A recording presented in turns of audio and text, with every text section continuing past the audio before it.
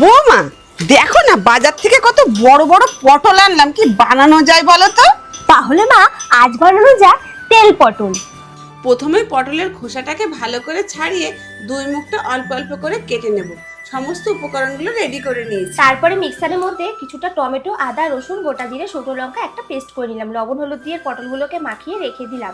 কড়াইতে পরিমাণ মতন তেল দিয়ে তেলটা ভালো মতন গরম হয়ে এলেই পটলগুলো দিয়ে দেবো একে একে তেলের মধ্যে। এপিট ওপিট করে একটু নাড়িয়েই ঢাকা দিয়ে 5 মিনিট ধরে ভেজে নেব।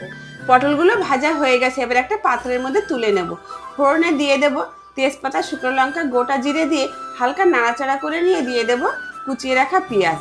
পেঁয়াজটা হালকা ভাজা ভাজা হলে পেস্ট করে রাখা সমস্ত মশলা পরিমাণ লবণ হলুদ দিয়ে ঢাকা দিয়ে দেবো।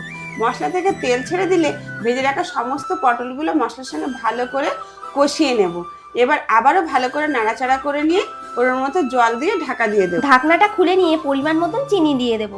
হালকা নাড়াচাড়া করে নিয়েই তারপরে দিয়ে দেবো 1 চামচের মতন ঘি।